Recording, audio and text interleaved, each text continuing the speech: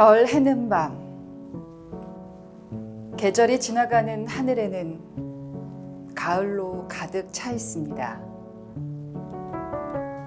나는 아무 걱정도 없이 가을 속의 별들을 다 헤일 듯 합니다. 가슴 속에 하나둘 새겨지는 별을 이제 다 못 해는 것은 쉬 아침이 오는 까닭이요. 내일 밤이 남은 까닭이요. 아직 나의 청춘이 다하지 않은 까닭입니다. 별 하나의 추억과 별 하나의 사랑과 별 하나의 쓸쓸함과 별 하나의 동경과 별 하나의 시와 별 하나의 어머니.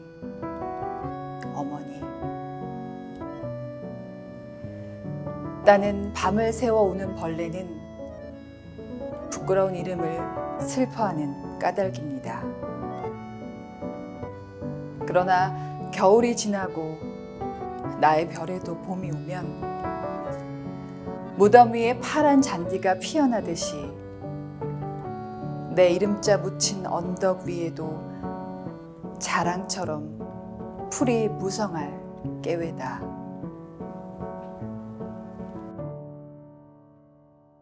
안녕하세요. 한글날 특집 보은서가 진행을 맡은 아나운서 조수빈입니다. 한국인이 가장 사랑하는 시인 윤동주 시인의 별 해는 밤 제가 직접 들려드렸는데 어떠셨나요? 특별한 날인 만큼 정말 특별한 분들을 모셨습니다. 먼저 오늘 소개할 윤동주 평전의 저자이시죠. 송우혜 작가님 나오셨습니다. 안녕하세요. 네, 안녕하세요. 네. 송우혜입니다. 네, 반갑습니다. 또 국가보훈처의 처장님도 함께 나오셨습니다. 어서 오세요. 안녕하세요, 박민식입니다. 예. 제가 보훈서가 이제 시작한 지 얼마 안 됐지만은 굉장히 의미 있는 영상들이 있어서 쭉 봤는데 처장님이 직접 나오신 건 처음이죠? 그렇습니다. 모두가 사랑하는 시인 하면은 제일 첫 번째가 윤동주 시인 아닌가 그렇게 해서 제가 사실은 좀 자원을 했습니다.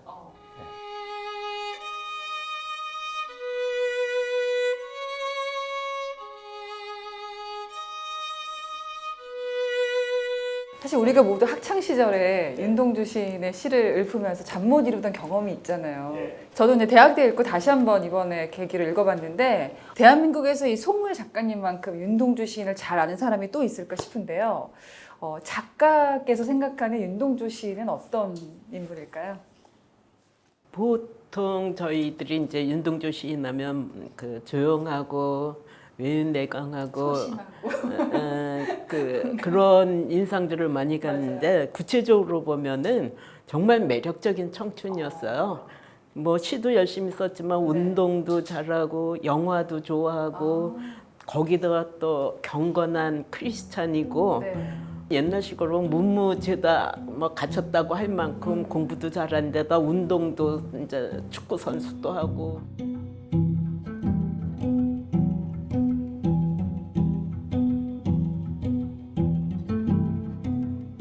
그런데 우리 송우혜 작가님은 윤동주 평전도 쓰셨지만은 특별한 인연이 원래 있다고요. 예, 가족으로 윤동주 시인 고종사촌인 그 송문교 선생이 저희 집안 이제 그 제가 조카 어린 사람. 그럼 두 분 다 집안 어르신인. 그렇죠. 와. 예, 예.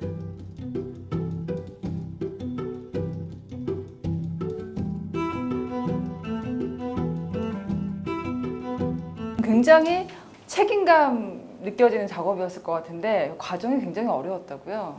어릴 때부터 친구인 문익환 목사님도 이제 증언을 가서 들었지만 그 어머니가 굉장히 기억력이 뛰어나시고 거짓이 없으신 분이에요. 이분이 그 살아있는 동안에 이 작업 안 하면 못하겠다 그런 절박감을 갖고 시작을 했죠. 절박함을 갖고.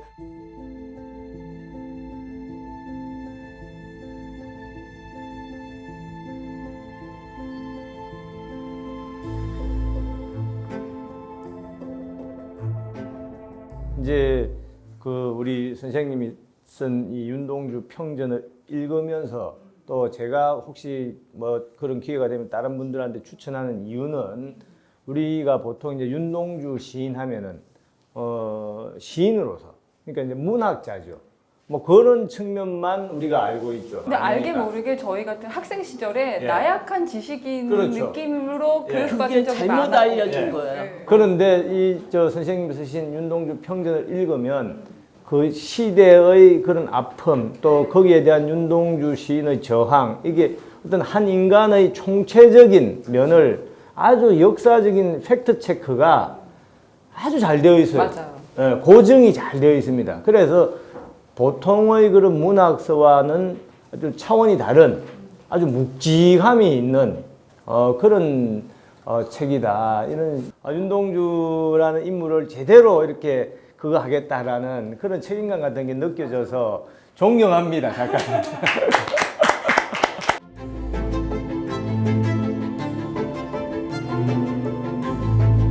모든 시를 한글로 쓰면서 사실 그게 일제에 저항하는 어떤 자기만의 표현 방식이었던 것 같아요. 네. 민족의 대표적인 저항 시인이라고 부를 수가 있는데 놀랍게도 생전에는 문단에 정식 데뷔한 적이 없다고요. 예.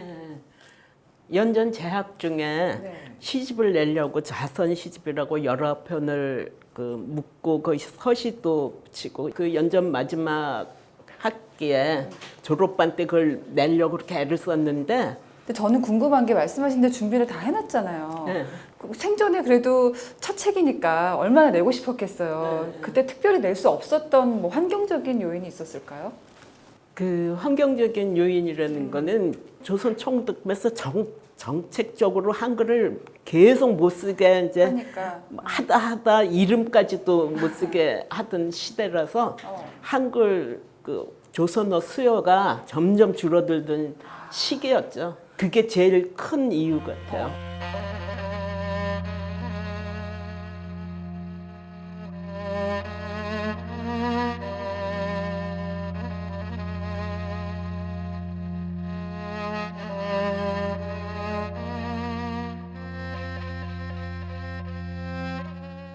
그런데 윤동주 시인이 동시도 쓰기를 좋아했다고 예. 이건 알게 됐는데 정지용 시인의 영향이었다고요?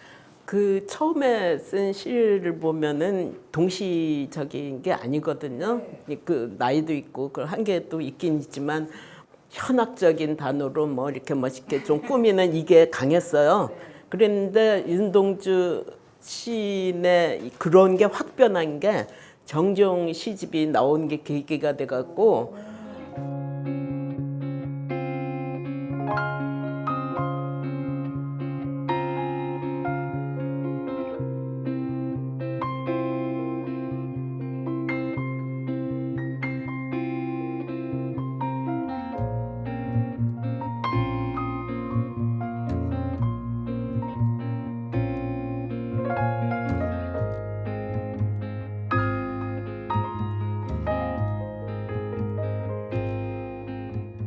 동시를 몇 편 정도 쓰셨습니까? 40편. 그런데 왜 그러면은 계속 그 좀 더 많이 쓰셨으면 좋았을 텐데. 그러니까는 시대 상황 이 때문에. 시대에 자기 전신 전력으로 이제 그 부딪혔으니까는 동시 쓸 그런 시기가 지난 거죠. 안타깝네.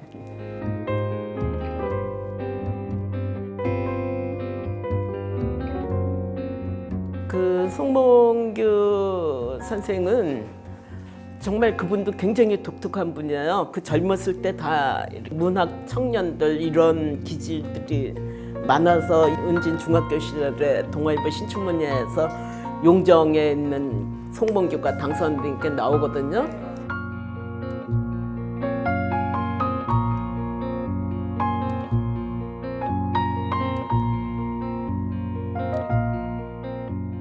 자, 그런데 많은 분들이 또 잘못 알고 계시고 의아하게 생각하는 부분이 있습니다. 윤동주 시인이 창씨 개명계를 내긴 했어요.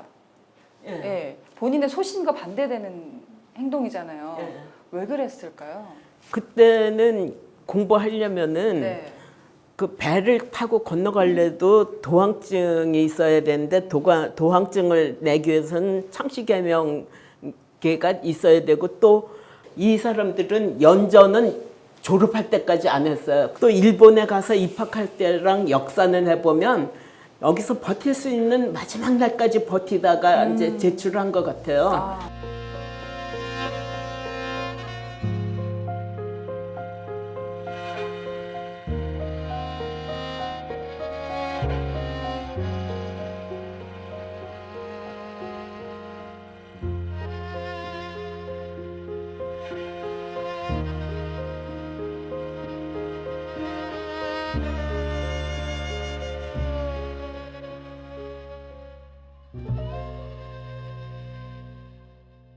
그렇게 송몽규 선생과 큰 뜻을 품고 일본 유학길에 오릅니다. 그런데 그곳에서 또 체포가 되잖아요. 어떻게 된 일입니까?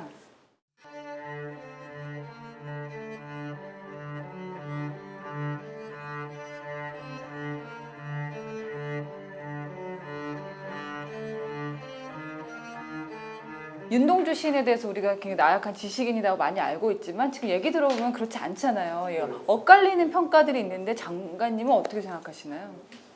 저도 학교 다닐 때부터 뭐 서시다, 별해는 밤이다, 뭐 이런 것만 알아서 정말 말씀하신 대로 그냥 아주 그 지식인, 뭐 고민만 하고 이런 이제 나약한 지식인 이런 이미지만 가지고 있었는데 실제로 이렇게 하신 걸 보면은 그 민족 의식이 아주 그거했고 그다음에 자기 본인 나름대로의 그런 항일 정신을 많이 표출하고자 했고 그래서 저는 우리 선생님 이 작품을 우리 국민들이나 또 윤동주 시인의 팬들이 좀 다 읽어서 오히려 윤동주 시인에 대한 우리가 모르던 면을 더 많이 이렇게 알게 될 수 있는 좋은 기회가 될 거라고 생각을 합니다. 제가 봤을 때 어떤 사람들은 글만 쓰는 것 갖고 저항이 되느냐 하지만 어떻게 보면 평범한 청년이 가장 최고의 저항을 할 수 있는 게 한글로 시를 쓰는 게 아니었을까 싶기도 해요.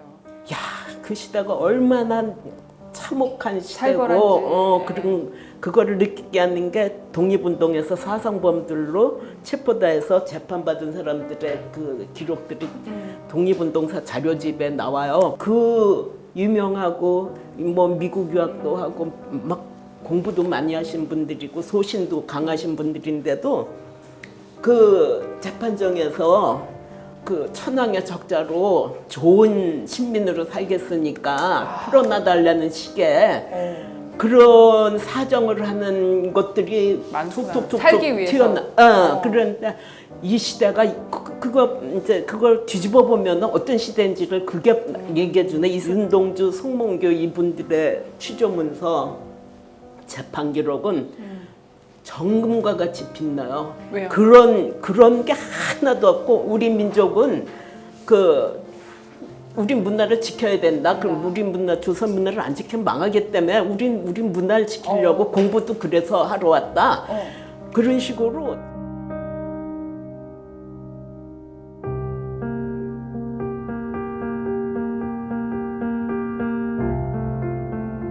자, 그런데요. 그 윤동주 시인이 일본 재판부에서 징역 2년을 선고받았는데 수감된 지 1년도 안 돼서 의문의 죽음을 맞게 됩니다. 특히 그때가 이제 광복을 한 6개월 남겨둔 시점이라서 더 안타까운데 돌연 옥사를 하게 된 원인이 일본의 생체 실험 때문이다라는 설이 있거든요. 이게 좀 신빙성이 있는 얘기인가요?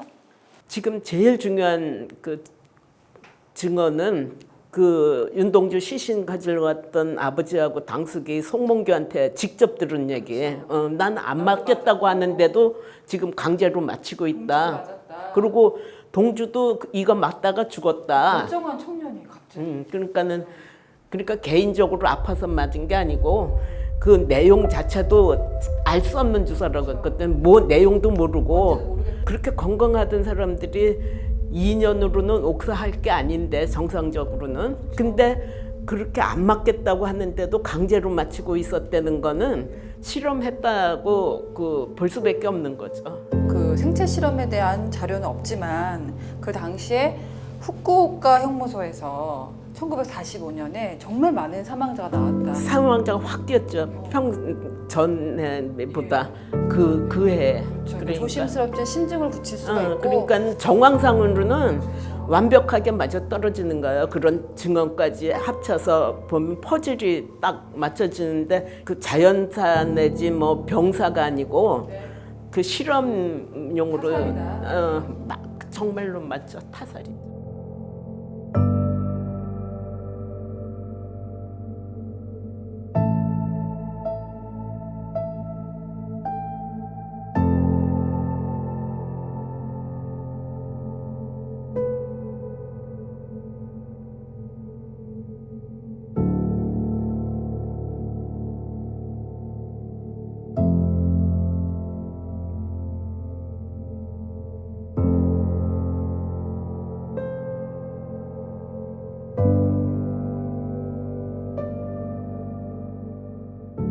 그리고 안타깝게도 6개월 뒤에 광복이 찾아왔지만 이 청년은 집으로 돌아올 수가 없었고요. 어떻게 보면은 이 시집 한 권이 아니었다면 우리는 윤동주 시인이라는 사람을 영원히 몰랐을 수도 있겠구나. 마음이 막 숙연해지고 아파옵니다 진짜. 목사하고 난 뒤 유해가 유족들한테 보내지긴 했습니다. 그런데 무덤이 있는 곳이 한국이 아니고 중국이라고요. 그 살던 데죠. 용정, 북간도에 있는 그곳에 있군요. 저는 또 처음 너무 놀란 게요. 중국에 있는 것까지는 알겠어요, 사정을. 네. 근데 중국에서 윤동주 시인을 지금 조선족으로 소개를 하고 있다고 하더라고요. 맞나요? 그러니까 지금 우리로 치면 네이버, 중국의 그 바이두라는 곳에 윤동주는 조선족 중국인이다. 이렇게 이제 표기가 되어 있어서 많은 우리 국민들이 분개를 하고 있는데 왜 이게 중요하냐면은 우리가 예를 들어서 우리 땅을 빼앗겨서는 안 되죠. 그래서 독도가 일본 땅이다 하고 할 때 우리가 다 들고 일어나서 일본을 규탄을 하고 하지 않습니까? 땅을 빼앗기는 거와 똑같이 우리의 사람을 빼앗겨서 안 되는 거죠. 우리 사람에는 우리 윤동주 시인 같은 독립지사가 가장 대표적으로 우리가 지켜야 될 뿐인데 그거를 중국에서 그냥 중국 사람이다라고 한 것은 가당찮은 것을 넘어서 그 역사 왜곡도 우리가 도저히 참을 수 없는 그런 지경이다. 처장님, 저는 궁금한 게 어떻게 말도 안 되는 건데 어떻게 이런 일이 가능했느냐. 그게 이제 그 당시에 우리 앞은 어떻게 보면은 시대 상황인데 나라가 없었지 않습니까?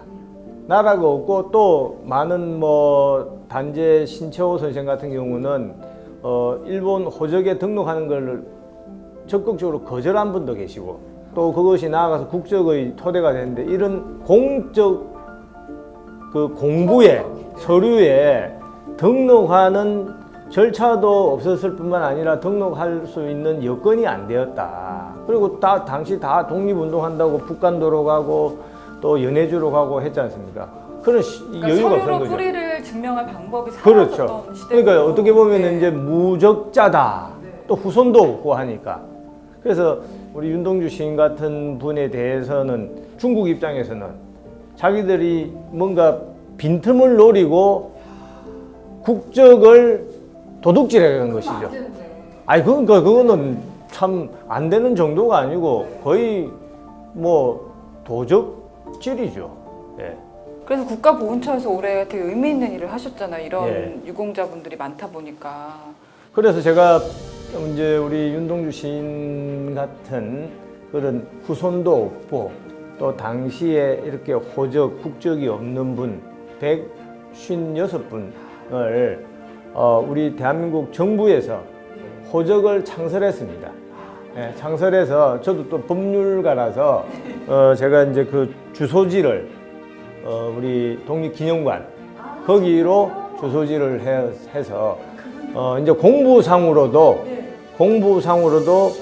명명백백한 대한민국 국민이다, 대한국인이다 이렇게 이제 증명을 하게 되었습니다. 어떻게 보면 대한민국 정부가 대한민국 그 나라가 공인을 해준 거잖아요. 당신은 공인을 해줬죠. 우리 이제는 공적으로 인정이 된 것이죠. 작가님 어떠세요? 저는 그 호적 가족관계 증명부를 만드는 게 이렇게까지 큰 의미를 갖고 있는지 몰랐어요.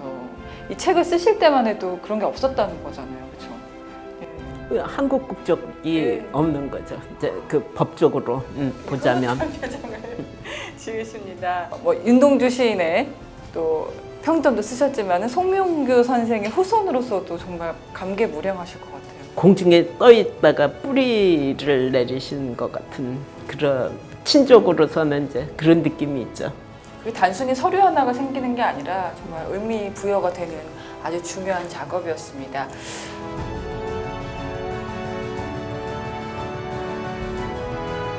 사실 윤동주 시인의 시대와 지금 우리가 살고 있는 시대는 많이 다릅니다. 그래서 이 시대 독자들에게는 윤동주 시인의 삶 또 작품들이 다른 의미로 다가올 수 있을 거다 이런 생각도 드는데 작가님 생각은 어떠신가요?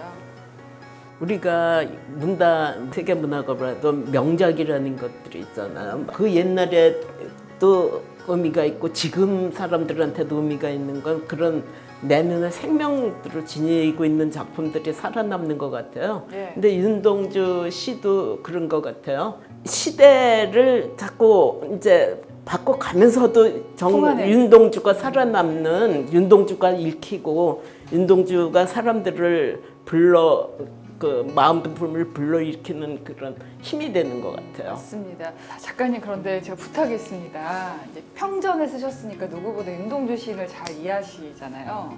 그런 분이 낭송하는 서시는 어떨까요? 청해 듣겠습니다. 예, 한번 네. 낭송하겠습니다.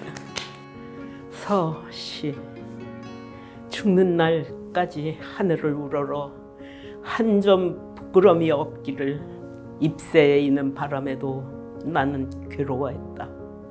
별을 노래하는 마음으로 모든 죽어가는 것을 사랑해야지. 그리고 나한테 주어진 길을 걸어가야겠다. 오늘 밤에도 별이 바람에 스치운다. 우리 처장님은 또 사실 보온 가족이시잖아요. 보온 가족의 한 사람으로서 처장이 되시고 오늘 윤동주 시인에 대해서 얘기하는 게 참 특별한 감회를 느끼셨을 것 같아요. 오늘 함께 해보신 소감이 어떠셨어요? 누구든지 하루하루 살다가 힘들 때, 지칠 때는 꼭 윤동주 평전을 읽으면 아마 큰 에너지를 얻을 수 있을 것이다. 마지막으로 이 책을 읽으면 저절로 나라 사랑하는 마음이 생길 것이다. 이런 말씀. 그런 의미에서 처장님께서 네. 보은서가 구독자 여러분께 구독, 좋아요, 네. 알람 설정 네. 부탁 좀 해주시죠. 보은서가 오늘이 3번째인데 정말 구독자 여러분 좋아요 눌러주시고 또 알람 설정 꼭 부탁드립니다. 네, 감사합니다. 네. 우리말의 소중함을 깨우는 한글날 우리말로 된 시로 역사의 한 획을 그은 윤동주 시인의 삶과 작품을 만나봤습니다. 다음 시간에도 좋은 책과 함께 찾아뵙는 보은서가가 되겠습니다. 오늘 함께 해주신 여러분 고맙습니다. 고맙습니다.